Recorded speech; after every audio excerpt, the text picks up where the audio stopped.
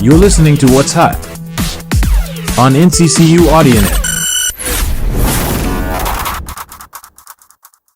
It's What's Up with Shemai Cook. I'm Shemai Cook, and we have a special guest in the building, the legendary Mr. Jalen Spooner, the director of the African American Male Initiative. Welcome to What's Up, Mr. Spooner. Thank you for having me. Thank you. Well, so first of all, I gave you the hot spotlight last week or a few shows ago, and I gave you the credit that you deserve for doing stuff a lot for our young men here on campus at NCCU. But first of all, let the people know, even though I said your resume, basically, let the people know who you are.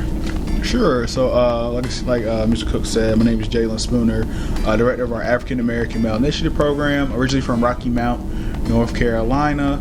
I'm a double eagle, received my bachelor's and master's degree from this illustrious university. Have a passion for engaging our youths and really showing young men they can control their narrative about who they want to be. Oh, that's good. That's good. So you, like you said, you're a double eagle. So what made you want to stay here? I know you took over for our legendary Dr. Roger Keith, who went to Fayetteville State. But what made you want to come work here after you graduated? So, firstly, I worked as a graduate assistant here for the Men's Achievement Center. It really was just the staff here, the people, the relationships, and just the kind of the sense of being at home. I felt being a part of this university and this program, and I was blessed to have the opportunity to come in and work as a program coordinator. So I really had to get the opportunity to give back to a program that's given me so much during my undergraduate tenure. Okay, that's good. So you talk about going back to school to get your master's degree. Talk about that process. How did that, going from undergrad to grad, while having a full-time job, how did you balance that? It's about, taking accountability and having a conversation about the things you can't fit in your schedule and maintaining your priorities. So, working here in full-time was a blessing, but I still remembered, I wanted to make sure I got a master's degree. That's something I wanted to do. I was on my list to do for a long time, so I had to just make sure my priorities stay in check while I was balancing my responsibilities with my work.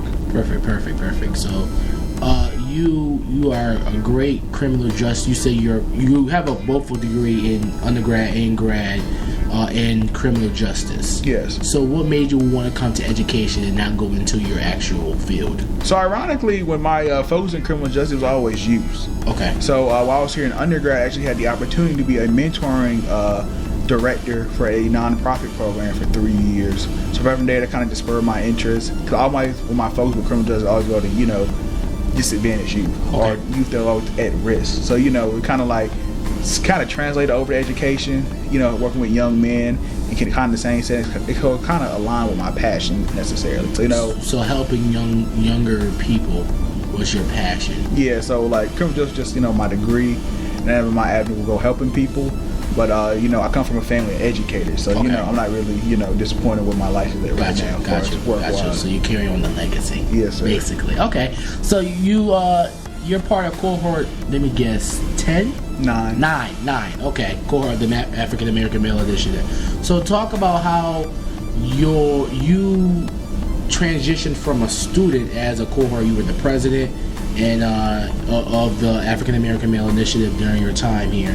Talk about your relationship with Dr. Heath, who was the former director. Okay, yeah, man. Dr. Heath, that's my guy, man. I tell you, I remember when I was first here, I wasn't really that involved in the center.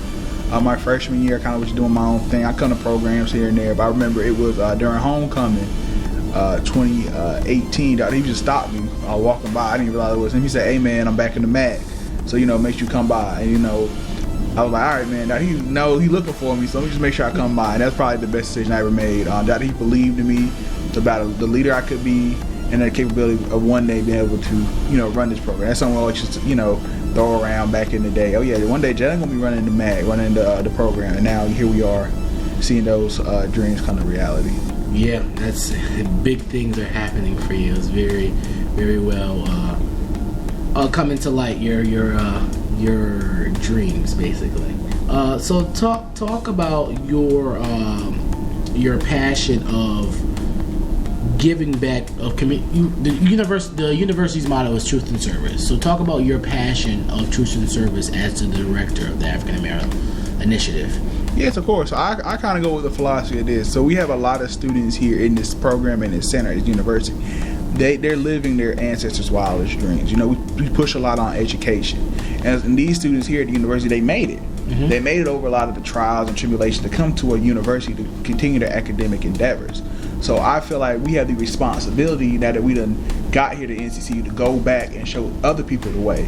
Going back to these high schools, these middle schools, showing them, hey y'all, college is a real thing. That's what truth and service means to us. As being students here in college, we have to show people that this is something that's tangible for them. It's not something that's far away. No matter their circumstances they come from, college is an option for everyone. Okay. And you talk about college being an option. What made you choose NCCU as an option for your further education after high school? Well, originally I wanted to go to law school. Okay. I wanted to be a criminal attorney, prosecuting the right people violating the laws of our society. So NCCU has a great law school. So the top ones in the state. Yes. So I wanted to do my undergrad here and to go to law school.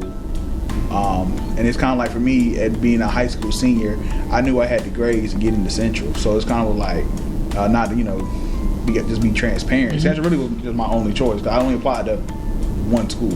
It was Central? Yes. Whoa. Yeah. So you took a big chance on I'm going to get in. Oh, yeah. So I knew what I brought to the table. I knew I did what I had to do during my high school years. So I knew without a doubt I would get into NCCU. My main question was how much scholarship money right there. Okay. I see. So what is your plans for the next 5 years for this program? For the program, I really want us to be the mecca, the vanguard when we're talking about development for our male student population here on the campus, and really step up and set the standard of what it means to be a young man on this campus, a young man at a university. So really setting that standard nationally across the country. What do you feel like the students and members of NCCU, how can they join? How can they get involved with this organization? So my main thing, man, is just come be a part. We really let a lot of guys come in, want to be Mac brothers, being a part of the work we're doing here within the Men's Achievement Center. So my main thing is, guys, just come on, waiting for you. Doors open. Just come on in, have that conversation, meet the staff, meet the brothers. Welcome here with open arms, man. Just come be a part of this brotherhood, man. And the last question. Community service is very important, especially for this program. Talk about the type of things you guys have done in the community, not just at NCCU, but around the Durham community, to make our society better. Talk about your resume in community service. Oh yeah. So just from my students, from a student to a staff member here working with a program, a lot of our focus is K-12. Mm-hmm. Spend a lot of times at middle schools, elementary schools, and high schools doing different service opportunities. One of our main partners right now is C.C. Spalding Elementary School. So we had a welcome back to school rally for them for their first day, a back to school supply drive. We donated over 700 items for the school. We are currently planning to do more service days in there, so going to the actual school and helping the teachers out in the classroom, helping the students. That's kind of our main focus. We also do a food bank drive for the residents of McDougal Terrace. So I actually went out there with the food bank and donated food out there to the community, and that's just some of the things we do.